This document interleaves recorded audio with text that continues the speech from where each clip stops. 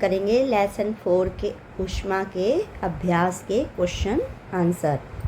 अब first question है बेटा आपका, प्रयोगशाला तापमापी और डॉक्टरी थर्मामीटर के बीच समानताएं अथवा अंतर लिखिए।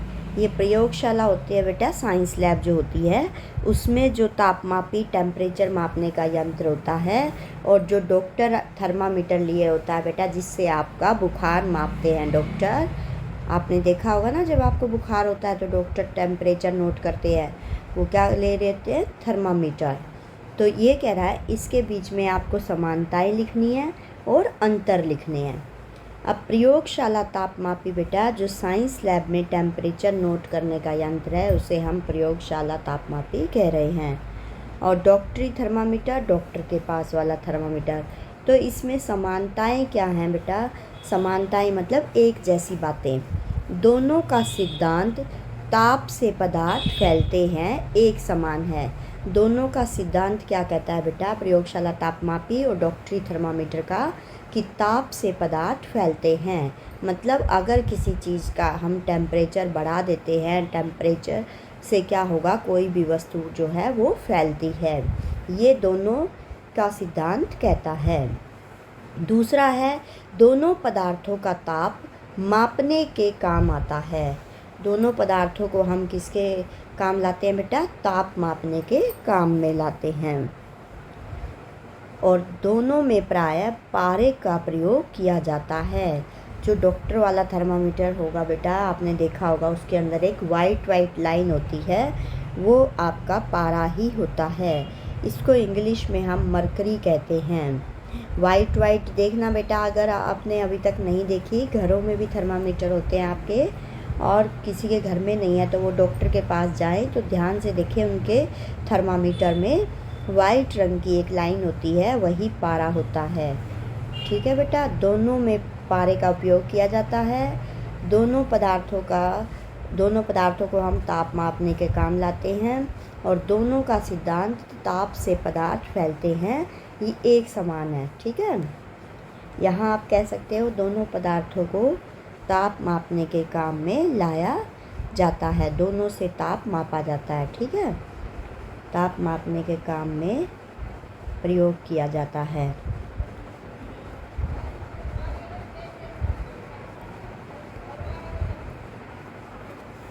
और इनमें डिफरेंस क्या है बेटा, अंतर क्या है। अब अंतर करेंगे हम, ये तो थी समानताएं, अब अंतर मतलब डिफरेंस।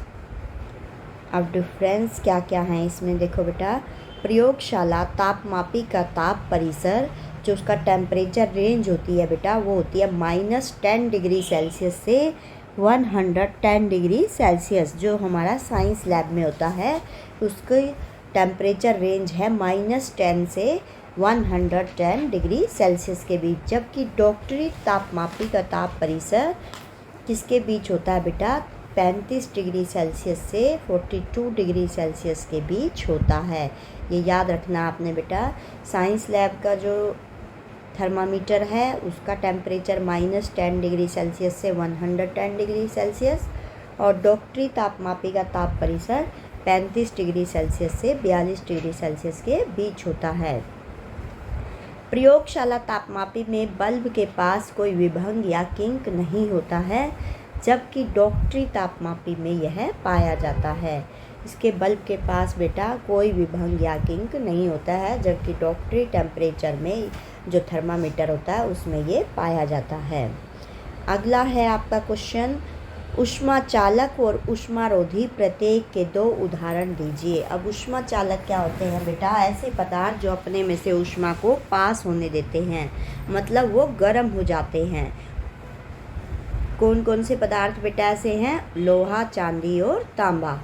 अब ऊष्मारोधी जो अपने को क्या करेंगे बेटा, गर्म नहीं होने देते, जो अपने में से ऊष्मा को पास नहीं होने देते, ऐसे पदार्थों को हम ऊष्मारोधी पदार्थ कहते हैं।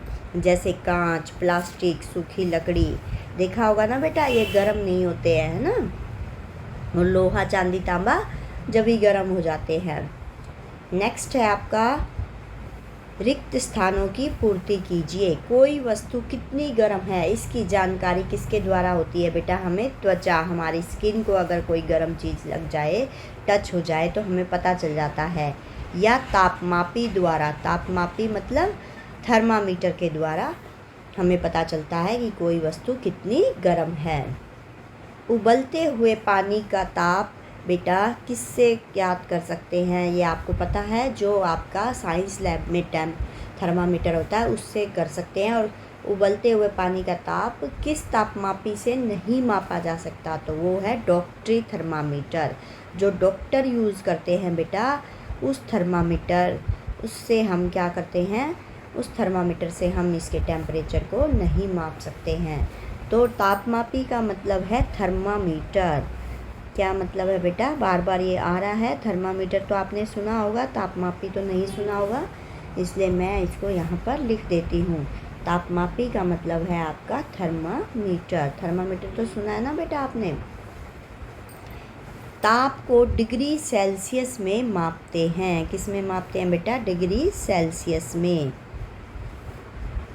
जैसे आपने ये देखा यहाँ पर सेल्सियस बेटा, यहाँ पर स और आएगा, यहाँ देख रहे हो आप, ये लिखा हुआ है बेटा, ये रहा सेल्सियस, ठीक है।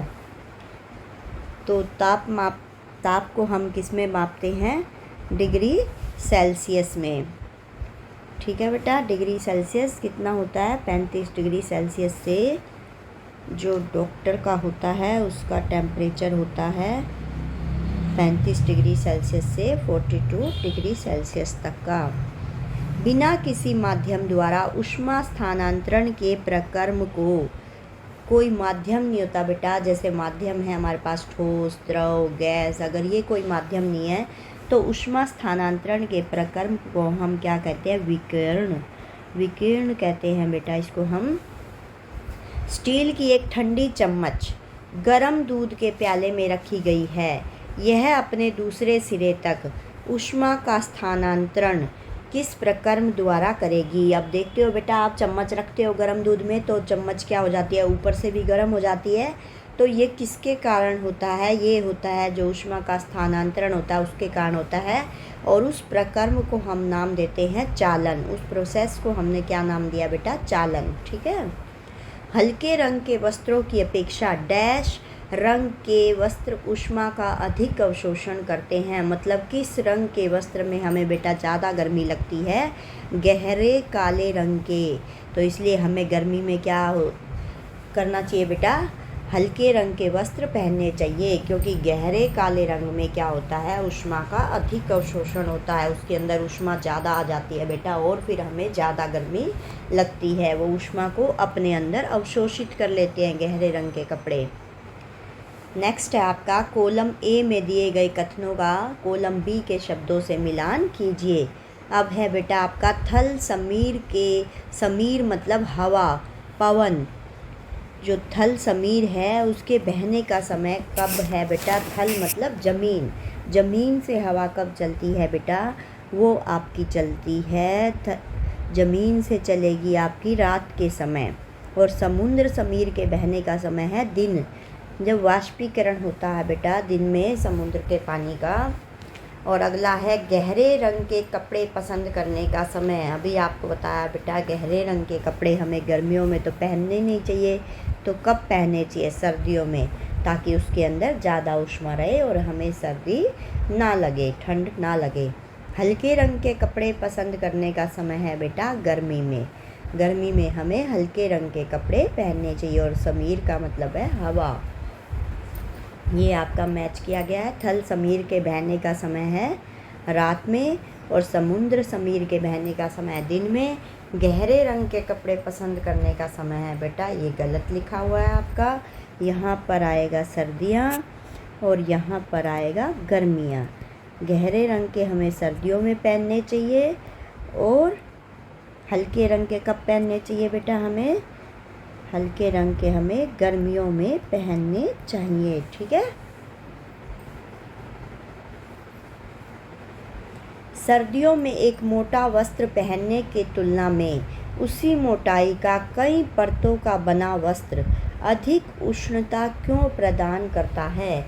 मतलब क्या है बेटा, एक मोटा स्वेटर ना पहन के अगर उसकी जगह हम 2-3 पतले पतले वस्त्र भी पहन ले तो उसमें हमारी ज़्यादा ठंड रुकेगी। ऐसा क्यों होता है बेटा, इसकी व्याख्या आपको करनी है इस आंसर में। मोटे वस्त्र की तुलना में उसी मोटाई का कई परतों का बना वस्त्र अधिक उष्ण गर्म होता है। क्यों होता है बेटा उसी मोटाई का कई परतों का बना वस्त्र, मतलब हमने 2-3 पतले पतले कपड़े पहन लिए एक मोटी स्वेटर की जगह, तो ऐसा क्या होता है बेटा, जो उससे हमें ज़्यादा गर्मी मिलती है क्योंकि कई परतों के बीच, अब वो जो कई कपड़े हो गए बेटा, वो कई परत बन गई, उनके बीच वायु भी विद्यमान रहती है। क्या होती है, उनके बीच वायु विद्यमान होती है, मौजूद होती है। और वायु ऊष्मा की कुचालक होती है। वायु ऊष्मा की क्या होती है बेटा, कुचालक, यानी कि वो हमारे शरीर की गर्मी को बाहर नहीं निकलने देती। जो वायु बीच में हो जाती है बेटा कई परतों के बीच में, वो हमारे शरीर की गर्मी को बाहर नहीं निकलने देती, जिसके द्वारा उष्णता बनी रहती है, गर्मी बनी रहती है। उष्णता का मतलब गर्मी, ये हमारे जो शरीर की गर्मी है उसको बाहर ही नहीं निकालने देती। अगर कई परतें हैं तो एक स्वेटर है तो उसमें से जल्दी से निकल जाएगी बेटा। अब जो कई परतें, मतलब कई कपड़े अगर हम पहन लेते हैं, आपने देखा होगा ना सर्दियों में बेटा हम कई कई कपड़े पहनते हैं ना, अब उन कई कपड़ों की परतों के बीच वायु होती है, और वायु क्या होती है, ऊष्मा की कुचालक होती है। वो शरीर की गर्मी को बाहर नहीं निकलने देती, जिसके कारण हमें शरीर में गर्मी बनी रहती है और हमें ठंड नहीं लगती। अब बेटा मैं आपको चालन, संवहन और विकिरण में अंतर बताऊंगी इस पिक्चर के द्वारा। देखो अब क्या है, इसमें हमें ये पिक्चर दिखाई गई है और हमें बताना है कि कहाँ कहाँ चालन, संवहन और विकिरण द्वारा ऊष्मा स्थानांतरित हो रही है। स्थानांतरित मतलब एक स्थान से दूसरे स्थान पर जा रही है। अब देखो बेटा, चालन, संवहन और विकिरण में भी अंतर हमें इस क्वेश्चन से पता चल जाएगा। अब संवहन क्या होता है बेटा, ये आपको ऊपर दिखा रखा है। एक सबसे पहले तो है ये प्रक्रिया, ये प्रक्रम जो होता है द्रव तथा गैसों में ही संभव है। जो संवहन की प्रक्रिया है वो द्रव तथा गैस में होती है, और ये पदार्थ की वास्तविक गति द्वारा ऊष्मा की गति है। ये क्या है बेटा, पदार्थ की, किसी भी पदार्थ की वास्तविक गति द्वारा ऊष्मा की गति है। ये इसके अंदर पदार्थ है बेटा, जैसे पानी लिया हमने, दूध लिया, तो वो क्या है, इसके अंदर वास्तविक गति जो हो रही है उसके द्वारा ऊष्मा की गति है। जब ये गर्म होता है तो वो उसके कण क्या होते हैं बेटा, आपस गति करने लगते हैं। ये अणुओं में गति के कारण होता है। अब कोई भी पदार्थ है बेटा, उसके अंदर क्या होते हैं, अणु, परमाणु, तो ये जो हमारा संवहन है ये पदार्थ में अणुओं की गति के कारण ही होता है। और चालन क्या होता है बेटा, जो चालन आपको यहाँ दिख रहा है ये ठोसों में होता है, यानी कि ये गर्म पतीले में यहाँ होएगा, ये ठोसों में, ठीक है, ठोस चीज़ है पतीला जो आपका। और ये अणुओं में कंपन के कारण होता है। किसके कारण होता है, ये अणुओं में कंपन के कारण होता है। और ये सीधे संपर्क द्वारा ऊष्मा ऊर्जा का स्थानांतरण है। ये सीधे संपर्क द्वारा है बेटा, और जो संवहन था वो पदार्थ की वास्तविक गति द्वारा था, ठीक है। ये पदार्थ था इसके अंदर यहाँ पर, और ये इसकी वास्तविक गति द्वारा था, और अब ये सीधे संपर्क द्वारा है, ऊष्मा ऊर्जा का स्थानांतरण किसी ठोस चीज़ में होता है यह प्रक्रम, और अणुओं में कंपन के कारण होता है चालन। यह बेटा एक धीमी गति से होता है, और जो संवहन होता है उसमें चालन से थोड़ी अधिक गति होती है। अब विकिरण क्या है, ये जो बेटा नीचे फ्लेम जा रही है इसमें विकिरण विधि का प्रयोग हो रहा है। ये विद्युत चुंबकीय तरंगों की सहायता से ऊर्जा का स्थानांतरण है। विद्युत चुंबकीय तरंग बेटा इसमें कैसे होती है, क्योंकि ये आवेशित कण के त्वरित गति के कारण होता है। ये जब हम बेटा कोई जलाते हैं, किसी चीज़ को जलाते हैं, हम फ्लेम जलाते हैं, हम जैसे गैस जलाते हैं, तो वहाँ के कण क्या हो जाते हैं, आवेशित हो जाते हैं, और त्वरित गति हो जाती है। त्वरित का मतलब कि वो गति उनकी हमेशा लगातार कंटिन्यूअस बढ़ती रहे, उसे हम कहते हैं त्वरित गति। अब आपने कोई भी फ्लेम जलाई है बेटा, तो वो क्या होगा, ज़्यादा गर्म करती रहेगी और ज़्यादा उसकी आंच बढ़ती जाएगी, तो उसके अणुओं की गति क्या होगी, ज़्यादा होती रहेगी। और इसमें कोई माध्यम अनिवार्य नहीं है बेटा, ना कोई ठोस की ज़रूरत है, ना गैस की ज़रूरत है, ना द्रव की ज़रूरत है। ये आप देख रहे हो, सीधा आपने फ्लेम लगाई और ये यहाँ पर कौन सा प्रकर्म होने लगा, विकिरण होने लगा। विकिरण का मतलब होता है प्रकाश का फैलना, अणुओं का फैलना। अणुओं की गति जो होती है बढ़ जाती है और प्रकाश क्या होता है बेटा, फैल जाता है। आप देखते हो बेटा, जैसे आप कोई बर्तन रखते हो, जब आप गैस जलाते हो तो वो क्या हो जाता है, आपकी लो जो होती है गैस की वो फैल जाती है। यही है आवेशित कणों के त्वरित गति के कारण। तो ये आपका था बेटा चालन, स्वहन और विकिरण विधि में अंतर इस पिक्चर के माध्यम से। ठीक है बेटा, अब इसमें देखो अंकन 1 में, मतलब 1 जहाँ हमने दिखाया है लोहे की जाली से पतीले तक में कौन सी विधि हुई, चालन विधि। और 2 है ये आपका दिख रहा पतीले में स्थित द्रव, इसमें स्वहन हुआ। कौन सी विधि हुई बेटा, स्वहन, क्योंकि ये द्रव तथा गैसों में होती है। और ये पतीला ठोस था तो इसमें चालन हुआ। और विकिरण विधि के लिए लो के ऊपर ये है विकिरण विधि, ये लो लगाई बेटा, यहाँ पर नंबर 3 है। और इसमें विकिरण द्वारा ऊष्मा का स्थानांतरण हो रहा है। अब है बेटा आपका क्वेश्चन नंबर 7। गर्म जलवायु के स्थानों पर यह परामर्श दिया जाता है कि घरों की बाहरी दीवारों पर श्वेत या सफ़ेद पेंट किया जाए। व्याख्या कीजिए। जहाँ पर बेटा हमेशा गर्मी रहती है तो वहाँ पर यह परामर्श का मतलब यह सलाह दी जाती है कि घरों की बाहरी दीवारों पर श्वेत पेंट किया जाए। ऐसा क्यों होता है बेटा? इस परामर्श के पीछे वैज्ञानिक दृष्टिकोण है। दीवारों पर श्वेत पेंट करने से दीवारें ऊष्मा का कम दर से अवशोषण करती हैं।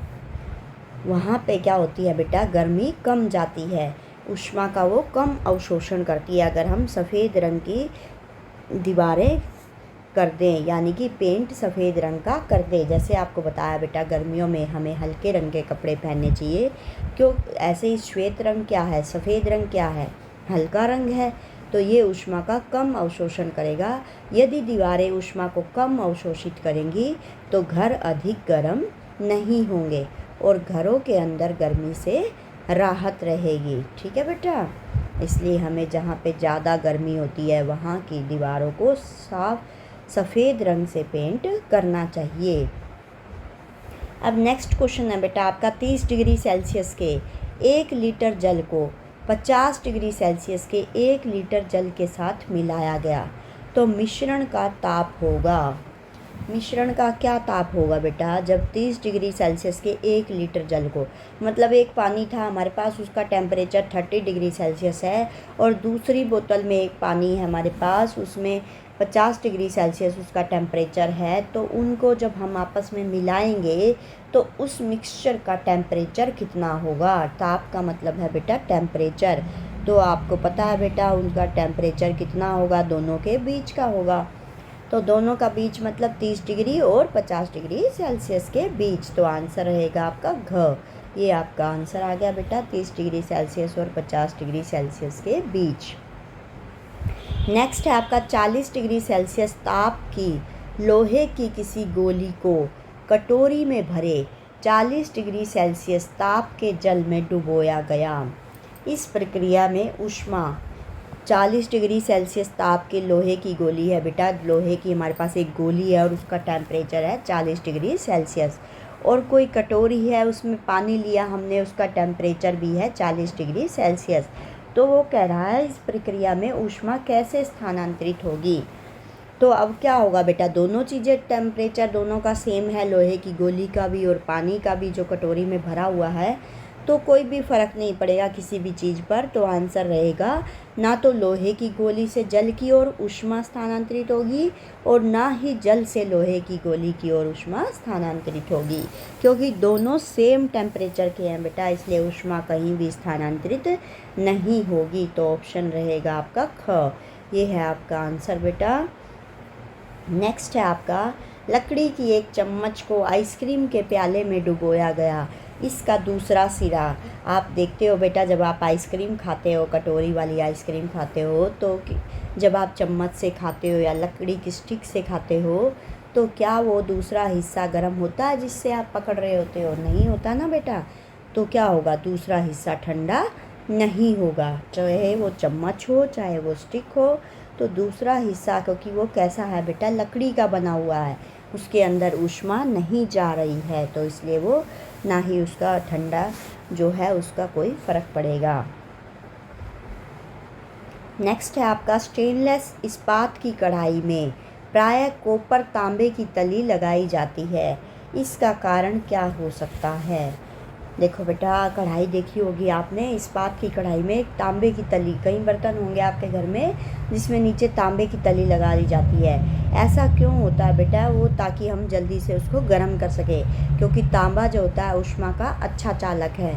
अगर तांबा नीचे लगा है तो वो कढ़ाई जल्दी से गर्म हो जाएगी, इसलिए हम ऐसा करते हैं, इसलिए उसमें नीचे तांबे की तली लगाई जाती है। तो इसमें आएगा यहाँ पर, स्टेनलेस इस्पात की अपेक्षा तांबा ऊष्मा का अच्छा चालक है। ठीक है बेटा, okay, bye bye. Next video में आपकी सुदेश मैम आपसे फिर से मिलेगी बेटा, बाय।